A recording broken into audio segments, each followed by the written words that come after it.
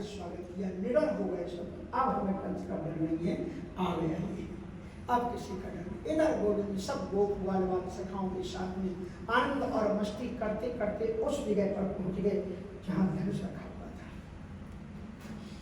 ये धनुष वो था, क्योंकि एक जो धनुष था शंकर जी का, महर्षि दधीच की हड्डी से दो धनुष बने। एक धनुष था श्री शंकर जी का, पिनाक उसका नाम था, और उस पिनाक नाम के धनुष का खंडन श्री राम जी ने किया। अब उन्हीं की अस्थि से बना हुआ दूसरा धनुष जो परशुराम जी के हाथ में था, जिसके द्वारा रावण का वध होना था, वो राम जी के पास में था। वो राम जी के से चलते चलते द्वापर में आया है और वो यहाँ पर रखा हुआ है, उग्रसेन जी महाराज के पास में था, और वो धनुष ये है। इसकी मुक्ति श्री कृष्ण के द्वारा होनी है। श्री गोविंद उस जगह पर पहुंच गए जहां पर पूरी चारों तरफ से चाक चौबंद पुलिस और सेना लगी हुई थी, और सबके बीच में वो धनुष रखा हुआ था। क्योंकि महर्षि कश्यप ने घोषणा की थी, कंस तुमने ऋषिमुनियों को सताया है, इसलिए तुम्हारी ऐसी बेमौत होगी कि तुम उसको चिंतन नहीं कर सकोगे। तो उग्रसेन जी ने पूछा था कि महाराज मैं भी चाहता हूँ कि मारा जाए। कब मारा जाएगा, कैसे? ये जो धनुष रखा हुआ है ना, जिस दिन ये टूट जाए समझ लेना बस गए। अब महाराज वहां पर वो धीरे धीरे भगवान श्याम सुंदर उसके पास में पहुंच गए, तो चारों तरफ से उसने व्यवस्था की हुई थी कंस ने कि कोई धनुष को तोड़ ही न सके। अब महाराज गोविंद पहुंचे तो चारों तरफ से बड़े बड़े सैनिक, बड़े बड़े पहलवान वहां पर लगे हुए थे। पर गोविंद जब गए थे ऐसा मुखारविंद है कि उनको देख करके सब शुरू को उठ गए। अब जब वो आए तो वो सब उन्हीं को देख रहे हैं, यार बड़ा प्यारा लग रहा है, कितना सुख, कितना शर्मा है, कितना मनोहर है।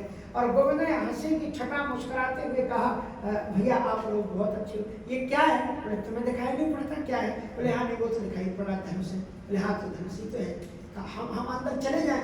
चले जाओ। अब भगवान गोविंद अंदर चले गए। इसको टच करके देख सकते हो? हाँ छू लो। अब महाराज भगवान ऐसे ऐसे हाथ फिराने लगे, इसको उठा सकते हैं? हंसने लगे कि इसको क्या उठाएंगे,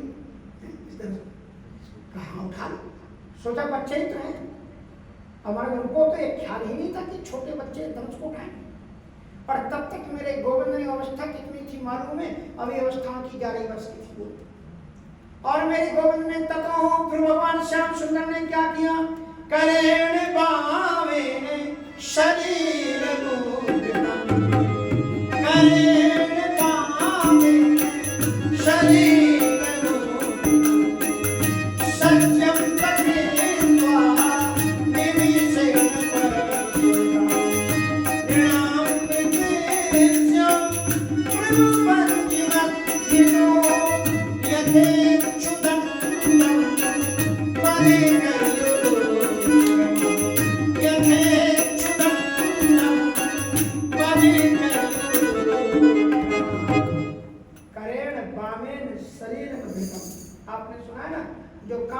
आसानी से हो जाए उसको लेके आए, मेरे बाएं हाथ का काम है।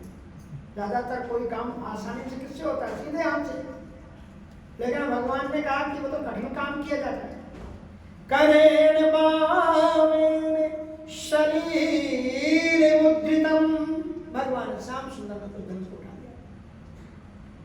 शरीर सज्जम चक्रत्वा निमिषेण पश्यताम, 1 मिनट के अंदर में सज्जम चक्रता उसकी जया प्रत्यंचा को चढ़ा दिया।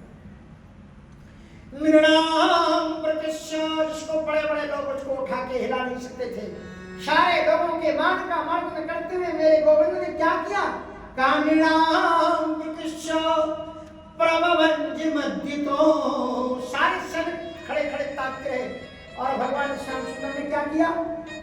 मृणाम प्रतिष्ठा प्रभवन्य मध्यतो यथेक्षुदंडम मदकरीरुत्तमः, जैसे मदमस्त हाथी गन्ने के पेड़ को उठा करके तोड़ डालता है, ऐसे ही मेरे गोविंद ने बाएं हाथ से धनुष को प्रतिचक्रित करके तोड़ करके धरती पर गिरा। और जो ही धनुष टूटा, पृथ्वी प्रकंपित हुई, आकाश हिला और महाराज उल्का पात होने लगे, समुद्र में ज्वार भाटा आई। ऐसा प्रकंपन पहली बार जब देखा कंस ने, क्या हुआ, चारों तरफ हल्ला मच गया। और उनके बाद में महाराज दौड़े दौड़े वो द्वारपाल आए। भगवान श्याम सुंदर ने क्या किया, धनुष तोड़ा और 12 सखाओं के साथ बलराम के साथ में दौड़ करके आए। सीधे नंद बाबा जो सो रहे थे उनके साथ में घुसक करके सो गए। ऐसे सो गए कि नंद बाबा ने सोचा कि घुमा गए। हाँ बाबा घुमा, अच्छा चल, हम तो बहुत देर क्या गए, अब वो सो रहे थे, हम तो बहुत देर क्या गए। अच्छा सो जाओ, एक हाथ के ऊपर रख दिया, सो जाओ। और ये क्या करके आया ये उनको पता नहीं, कंस को पता चला। कंसस्तु धनुषो भंगम रक्षिणाम समलसिता। द्वार पर दौड़े दौड़े आए, महाराज महाराज अनर्थ हो गया। बोले क्या हुआ? वो सज्जित सुरक्षित सन्निहित धनुष तोड़ दिया कृष्ण और बलराम। कहां गए उनके पहरेदार, सैनिक लोग लगाए हुए थे। कंसस्तु धनुषो भंगम रक्षिणाम समलसिता।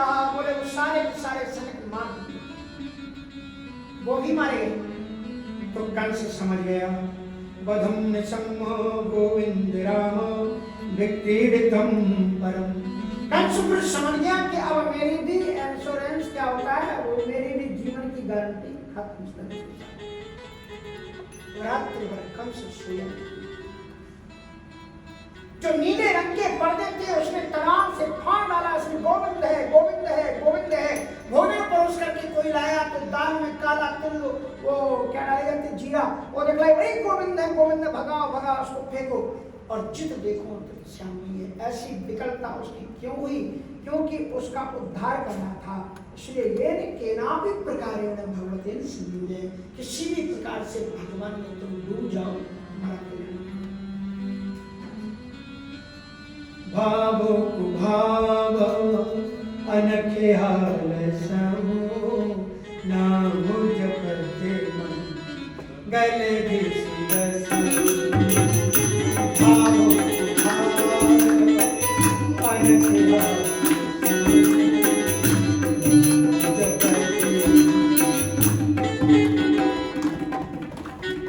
महाराज रात में कंस सोया नहीं। सारे भाइयों को बुलाया, मंत्रियों को बुलाया, रात भर मीटिंग पर मीटिंग चलती रही। रात कल वो धन को युद्ध मैदान में लाना है, कहा नंद बाबा आदि को पहले ले आओ यहाँ पर, और ये बालकों को उस दरवाजे से लाओ जहाँ कुबड़े हाथी है, 10,000 हाथियों को पकड़ मारा। इधर सल दो सल मृत्यु चारों बीच प्रांगण में एक बनाया गया है अखाड़ा, उसमें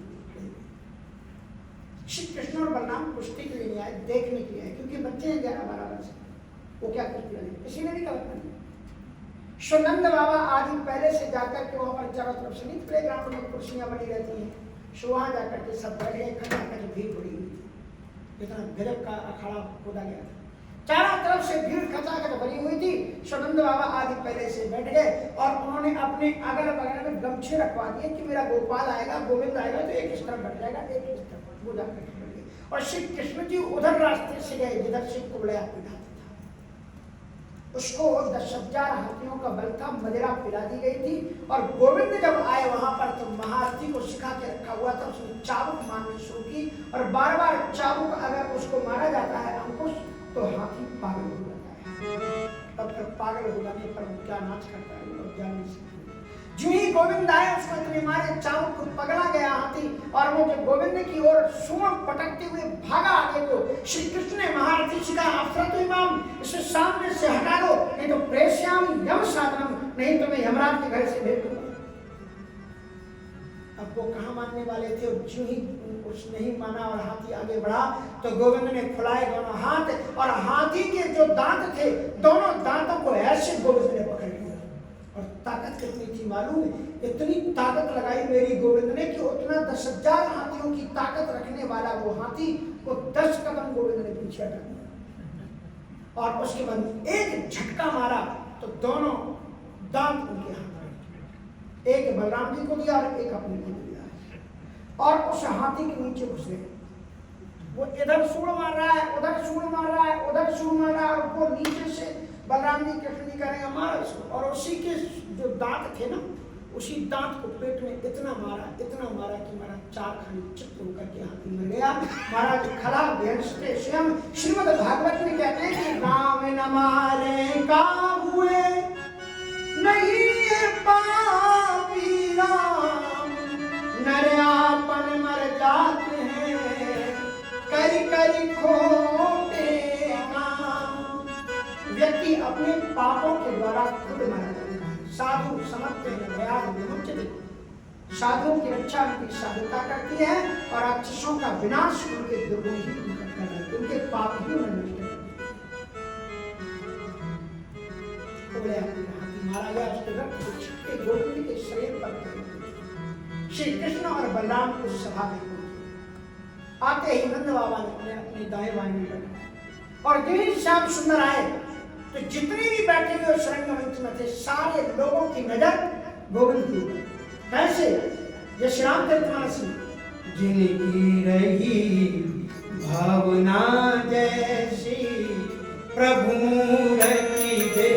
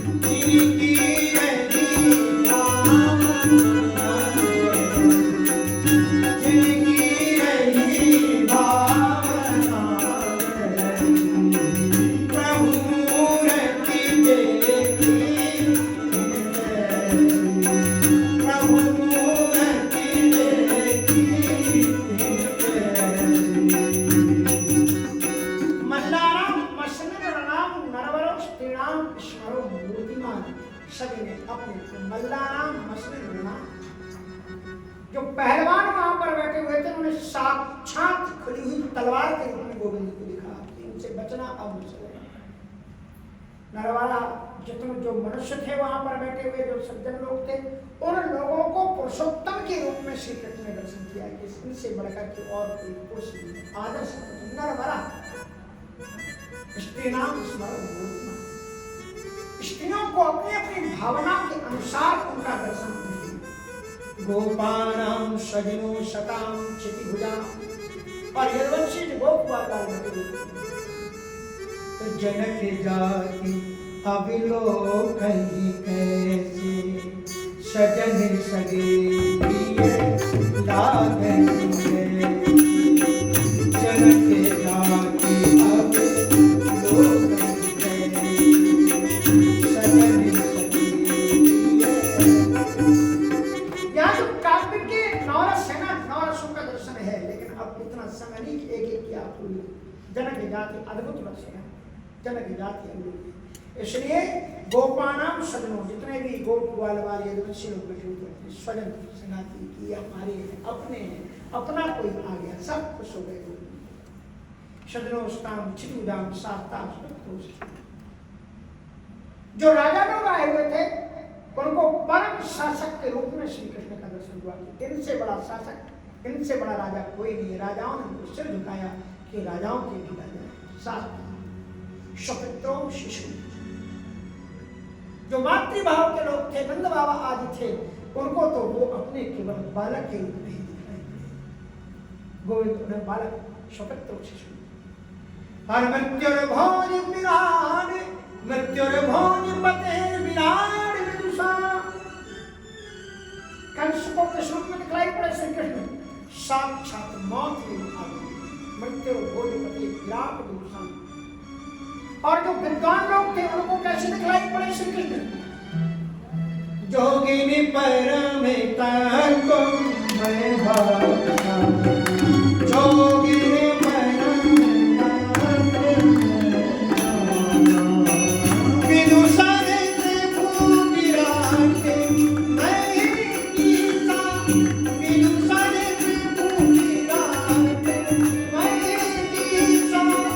Vamos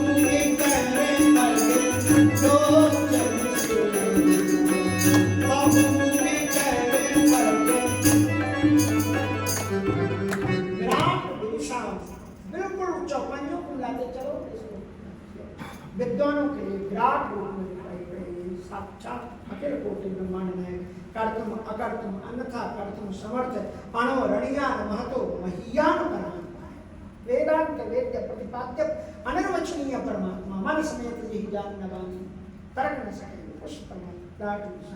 और तत्वम परम योगी नाम, जो योगी लोग थे उन्हें आत्म तत्व परम तत्व के योगी ने परम तत्व में भाषा शांत शुद्ध और सहज प्रकाश। योगिन परम योगी नाम और विष्णु नाम परदेव के विदितो रंगम गया। विष्णु वंशियों को जो महाराज विष्णु वंशी वसुदेव जी के परिवार के लोग हुए थे, परम परम आत्मा हमारे हैं, अपने हैं, स्वजन हैं, संगाती हैं, जनक जाति अब लोग हैं, कैसे सजन सगे हुए लागे। गोविंद आकर के बैठ गए। उसके बाद में कहा कि चलो जल्दी से शुरू किया जाए, कुश्ती शुरू की जाए, क्योंकि कंस तो चाहता था कैसे मरे। और जो ये घोषणा हुई तो महाराज पहलवान उठ करके खड़े हुए, और पहलवान उठ करके जब खड़े हुए तो एक पहलवान ने कहा कि आ जाओ गोविंद, हम तो तुम्हारे साथ में कुश्ती लड़ेंगे। चारों ने कहा। गोविंद उठ करके खड़े हुए, भैया हमारी तुम्हारी क्या तुलना, हम तो कल के बच्चे हैं, तुम तो इतने वो डेट मिलाया जाता है, उम्र मिलाई जाती है, हमारा तो कोई भी मेल आपके साथ, हम तो कुश्ती देखने आए, कुश्ती लड़ने नहीं आए। नंद बाबा ने कहा बिल्कुल बिल्कुल नहीं, बिल्कुल नहीं, सब नहीं, तो बच्चे हैं आकर के देखिए ये कैसे लड़ सकते हैं। जब उन्होंने प्रतिवाद किया तो चारों मालूम क्या बोला उठ करके कि न बालो न किशोरस्तम बनश्च बलिनांबर लीले वो हतो येन सहस्तद्युप सत्तभृत। न तुम बालक हो न किशोर हो, हमको मत पढ़ाओ। जिन्होंने खेल खेल में भी 10,000 हाथियों का बल रखने वाले उस कोलिया पीड़ा हाथी को मार डाला, तुम बालक हो। ना बालो न किशोर तुम बलच्च बलिनाम बरा, तुम बलवानों के भी बलवान। लीले वो हतेर शास्त्र दो सत्तभृत, लीला लीला में तुमने उस हाथी को मार डाला, तुम बालक कैसे। इसलिए तस्मात् भवन्याम योद्धयो नान्यो प्रवही, इसलिए हम कुश्ती लड़ेंगे तो तुम्हारे साथ लड़ेंगे, हमें किसी के साथ नहीं लड़ेंगे।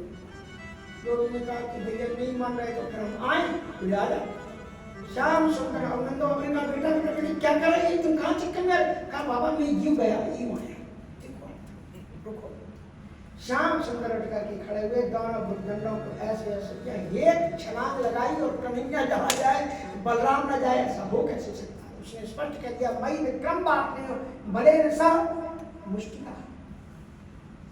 चालू कहता है मैं विक्रम बात में मैं कृष्ण के साथ लड़ूंगा और मेरा जो दूसरा भाई है भले मुश्किल ये बलराम के साथ लड़ेगा। और दोनों आ गए पटक।